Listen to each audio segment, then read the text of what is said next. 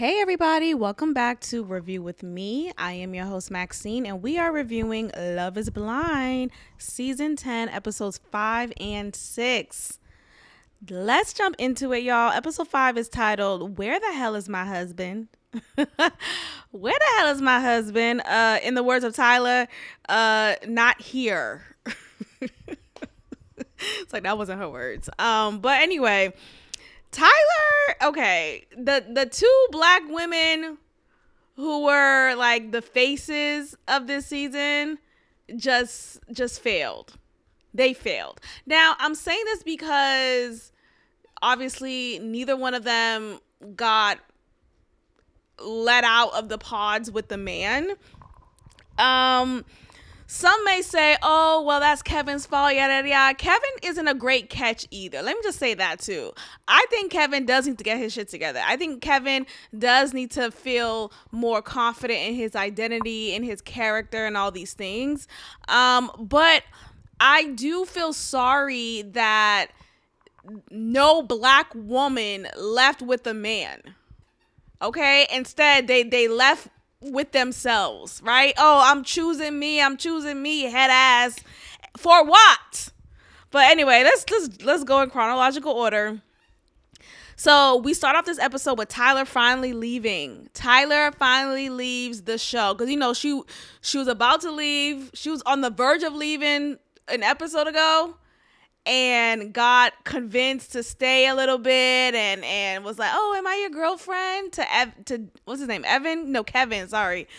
And yet didn't feel secure with him because he was kind of giving her the runaround as he was doing the same to Kia. So she ended up leaving ultimately. And we see in the pod that Kevin is astonished because he enters the pod and no one is on the other side. It's one of those whoopsie daisy, got ghosted. So I wonder if we're going to see in a later episode of them finally meeting in person and having some more clarification or conversation. Who knows? But yeah, Tyler finally leaves. So then I'm thinking, oh, does Kia feel like, okay, bet, this is my man now. Ain't no competition. This is mine. But I also felt like, okay, this kind of sucks because now you're getting him because Tyler left. Even though he begrudgingly chose Tyler, it was begrudgingly, right? It still doesn't, he's not someone who's clear in his decisions, in his head at all. So, like, you still ass out. So, look, I don't fault these women for leaving Kevin. I really don't. But I do want to change or, like, upgrade the narrative of, like, I'm choosing me. Or this idea of, like, oh, you're not ready.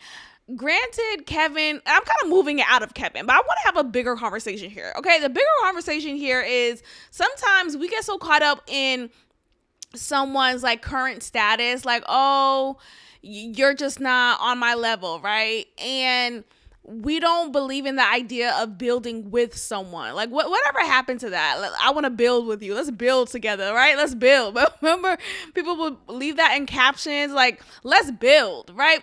I feel like we have to stop putting this pressure upon men to have all of their shit together and then finally want you. Because they're not going to just want you, right? They're going to want you, and you. They're going to want multiple because, wow, a man with his shit together?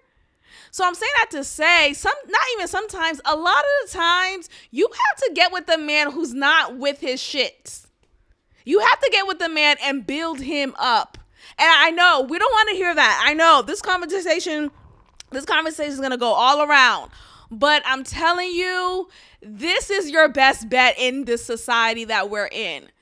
Okay? Unless you want to be one of many, which is fine. If that's your prerogative, totally fine. But we have to cut it out. Okay? A man who has his shit together, even a man who doesn't have his shit together, but a man who really has his shit together, who comes fully dressed, fully groomed, put together, emotionally presenting himself as mature and all these things. His headspace is right. He's gonna have more than one option. He is, because dang, I want that man, right? I want that man, and she wants that man too. So the pickings are slim. And you have to be honest with yourself about that. Let's just continue. I'm sorry. Okay, we get Devontae and Brittany again. They finally meet. We learned that Devontae nor Brittany have ever dated someone who looks like each other, if that makes sense. Basically, Brittany never dated someone who looked like Devontae. Devontae never dated someone who looked like Brittany. Mind you, Brittany's a beautiful woman. I think she's a cute girl. I do. She's not thick, but like she's not a tiny little, girl. She has curves. She's ethnic, right? I think her mother's from Colombia, something like that. Anyway, Devontae, clearly by his name, he's a black man, but by his physique, you could tell that there's some white in him somewhere, whether it's a grandparent, and I forget, but he does explain that. We learned that, I remember he said his father abandoned him and showed up one day at his basketball game, and then shortly thereafter his father passed away, and this happened when Devontae was 18 years old. So it was pretty sad. But Devontae clearly had some white in him, but nonetheless he's a black man, right? He's a black man, and he said verbatim he never dated a woman of color. I hate that term. What is a woman of color? What is that? Okay, so you only dated white women? Only? As this black man, you've only dated white, because you're saying you never dated a black girl, you never dated a Hispanic girl, you never dated an Indian, you never and maybe his background, I don't know, maybe he grew up in an environment in a neighborhood that had only white girls there. So I guess he's walking backwards so he could still see her, and it seems like he's attracted to her, right? But wait. So we jump into Emma and Mike. They have the proposal, yada, yada, yada. We don't really care. Kevin is telling the guys, because he's returning to the men's quarters after being ghosted by Tyler. He tells the guys that, Tyler didn't show up. The guys think, yo, she's so disrespectful. You dodged a bullet, man. You dodged a bullet. And he then suddenly he has a eureka moment and realizes that he was essentially coerced to pick Tyler, and realize that Kia is his main girl. Like, he wants to be with Kia. And he's saying that because he appreciates how undemanding she is. Now, let's stop there. If a man feels coerced to choose you and he goes about choosing you, that's so unattractive. Who wants to be with a man who was like begrudgingly chosen, or begrudgingly decides to be with you? That's so unattractive. And I feel like if I was Tyler and I heard that, I would have been turned off. Like, ew. But Tyler should have known, though. Because if he's always, mind you, granted, this whole show is about dating multiple people and then narrowing it down. The problem with Kevin, he could not narrow it down. He could not. He just wasn't. He just wasn't in that headspace of like narrowing it down, I guess. Just a weirdo he is.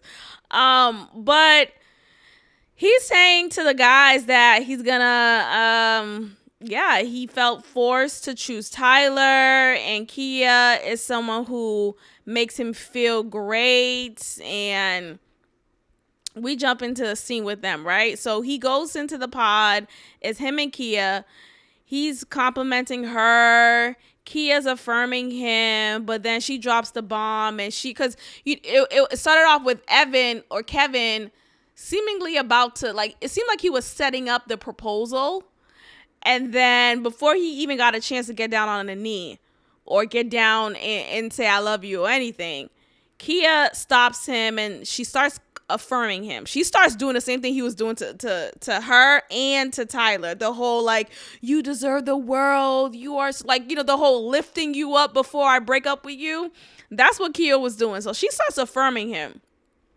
Then she says how she's not falling in love with him. She doesn't feel that emotion for him. And she also tells him that you're not ready to be someone's husband. And she also said Tyler deserved better too. Okay? You ain't good for me and you wasn't good for her. Okay? And I'm gonna stand up for every black woman ever. It felt like one of those, even though I feel like Kia, like if I had to choose between Kia and Tyler as far as a better choice, I do like Kia because Kia had that undemanding spirit. She had more of an understanding. She had more of a grace period for him. As for Tyler, she was very pushy, very much forceful, and that's not cute. But anyway, Kia breaks it off with him. She kind of goes in on him not being prepared or ready or even deserving of her. So it wraps up. Kevin's like, oh, shit. So Kia, she walks back into the women's quarters. She's like jumping up and down like, I choose me, everybody, I choose me. And it's like... what is this? I choose me all the time. I choose me all the. That's her. She's saying this in her confessional too, like how this is nothing new. I always choose me.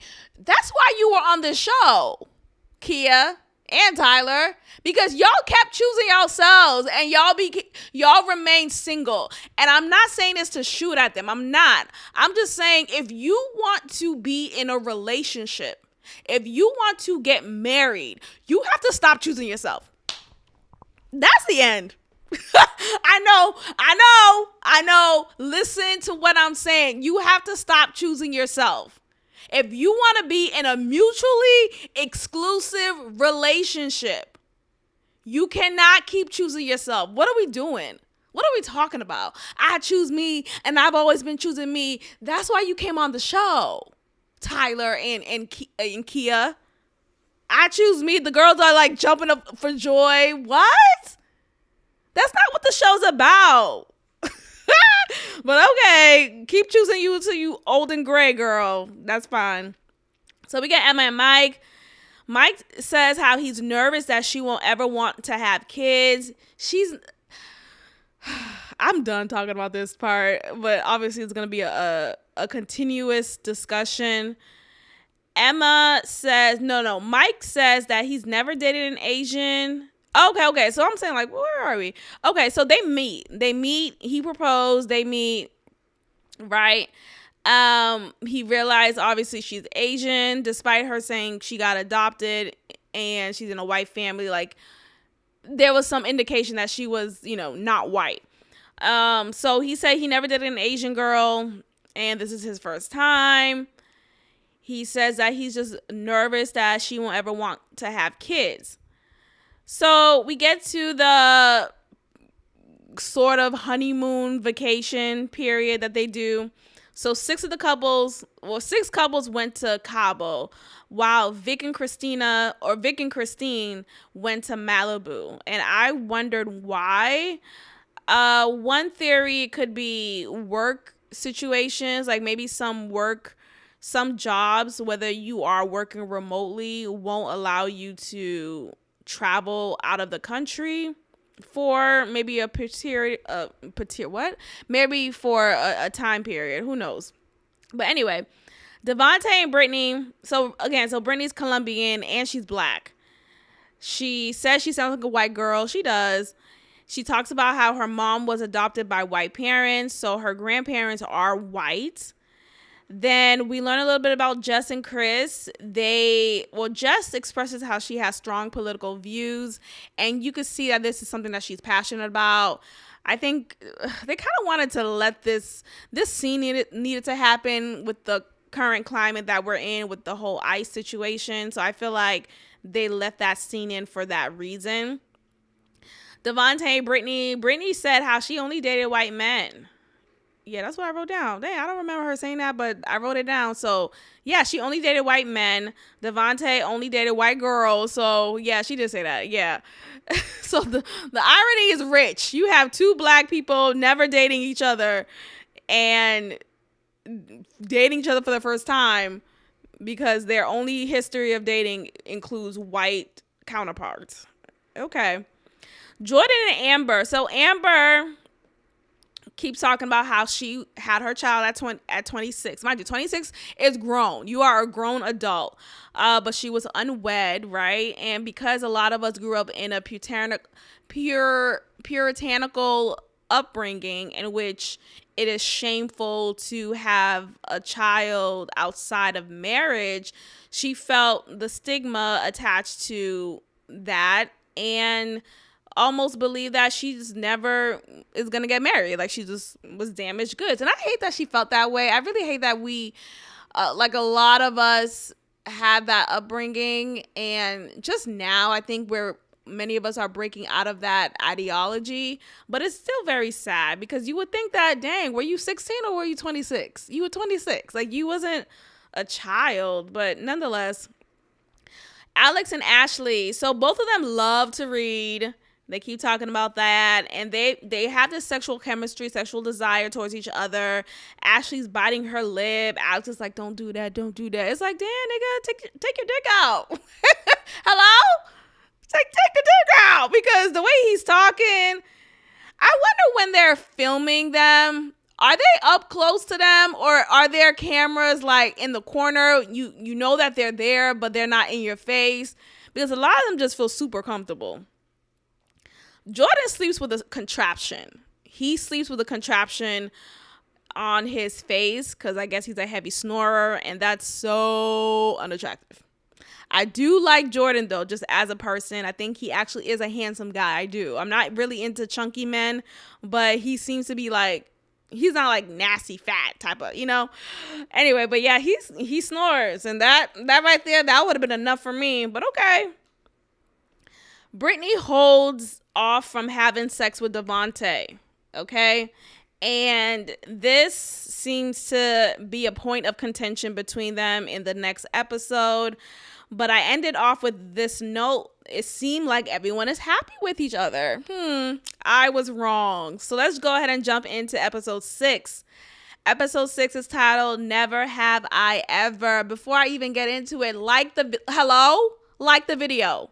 Go ahead and like it. Click that thumbs up button. Hit the description box and click that link to buy me a coffee. Thank you. And subscribe. Okay, so never have I ever. So we start off with Alex and Ashley. They talk about the different sex positions they like to have sex in.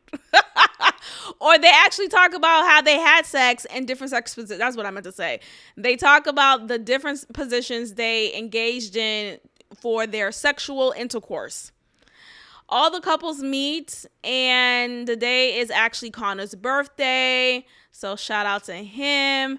Brittany lets Devontae fill up on her, but still no sex, which is so interesting to me. Y'all be so quick to be like, I want to do it God's way, right? Whatever that means, right? I want to do it God's way. I want to not, no sexual intimacy, no lust, none of that.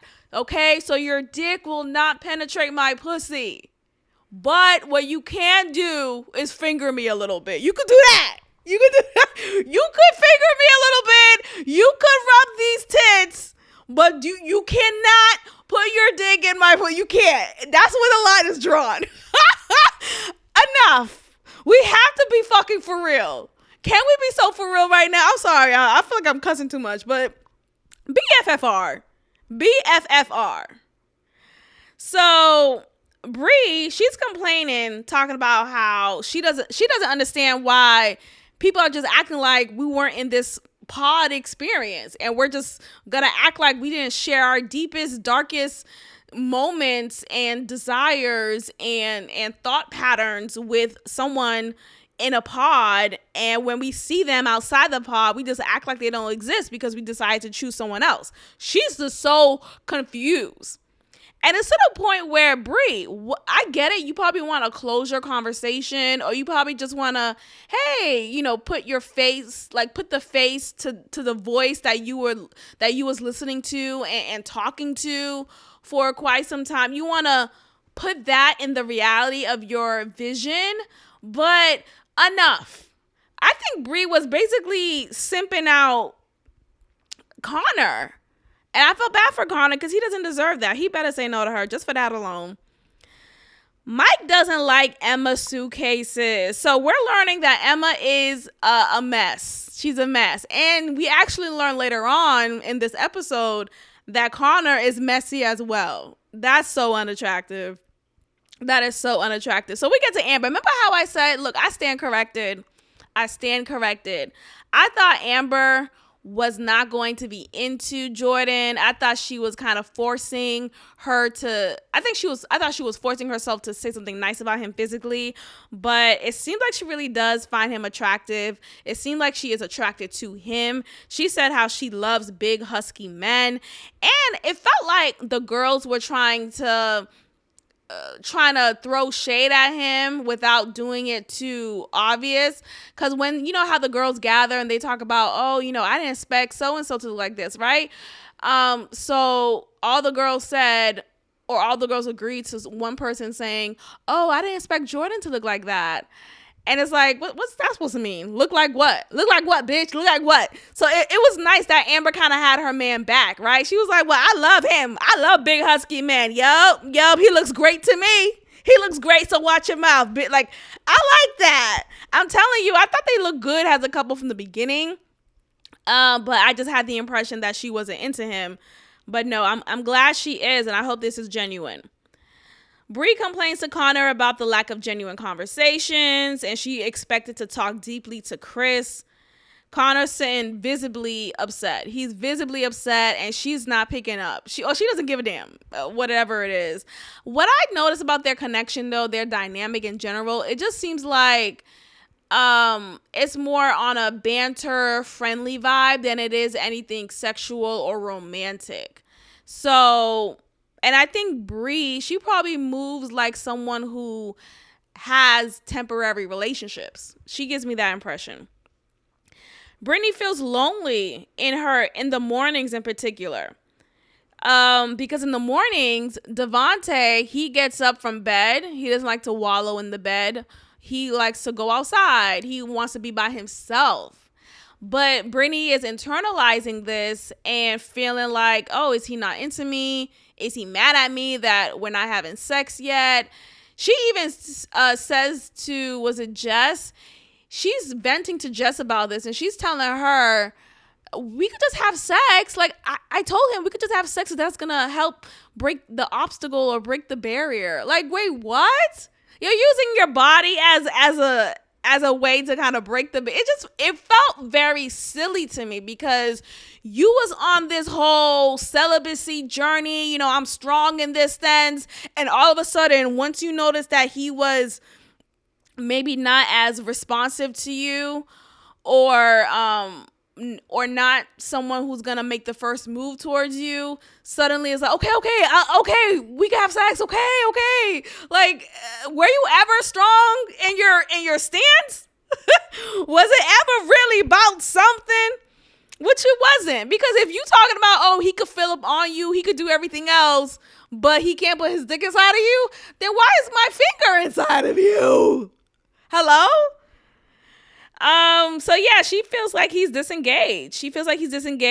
She says how she's always making the first move, and she's always the one holding their hands and saying, I love you. So Brittany tells him, yeah, it just feels like he's been distant. So she's talking to him directly. He's explaining how he has like a nothing box. Sometimes where he gets in this nothing box. That's what he says verbatim.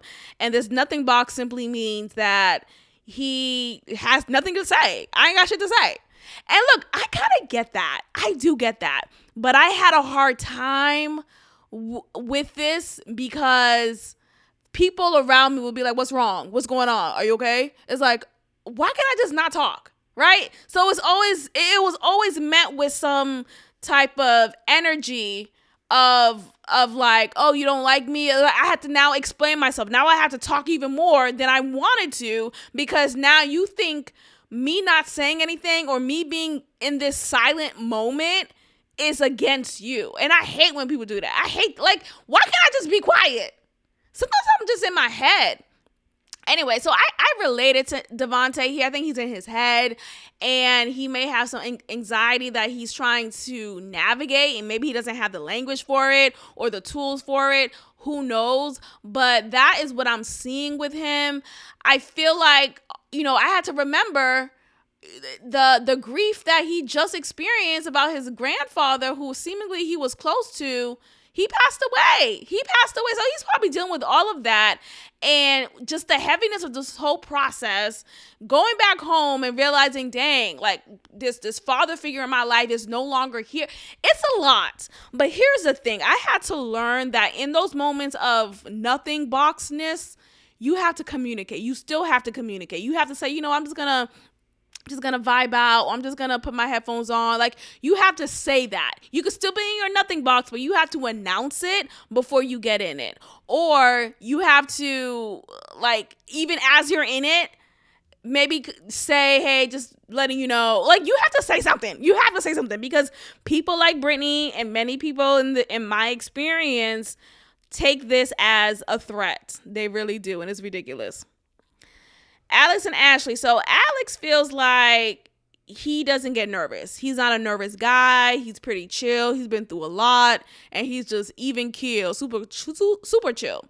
But Ashley is seemingly annoyed with this, because it's like, what do you mean? Like, what do you mean you don't know how to, or what do you mean you're never nervous? Like, why don't you have feelings, or why don't you express those feelings? He explains how he knows how to pivot. So Mike and Emma, he expresses that the only bad thing that, aside from her not wanting kids, at least right now, is her being messy. He explains how he was tripping over her shoes. And for him to be so detailed about, like, yeah, your suitcases was out, your suitcase is messy, I'm tripping over your shoes. First of all, why aren't you walking where you're going? Why aren't you watching where you're going, I should say? Granted, I don't like a messy person. Granted, you should pick up your things. I agree with all of that. But how are you tripping over my shoes? Are you not aware of your surroundings? Is your vision not clear? That should have been her response. But low-key, I get it, though. I do get it. I don't like a messy person. But still, why are you tripping over something? Like, physically tripping? What? Chris and Jess. So Chris feels like he doesn't really care to have kids. Jess is feeling some not anxiety, but she's just showing her emotion and worry about the fact that she's 5 years older than him. She's 38 and he's younger. And she was wondering, will your parents be mad at you for dating me, who's much older than you? And would they be mad at the fact that maybe I won't be able to bear children? And he's like, I don't really care to have kids. I don't really care to have kids. He never really fantasized about driving his kid to practice. And you know what? I love that.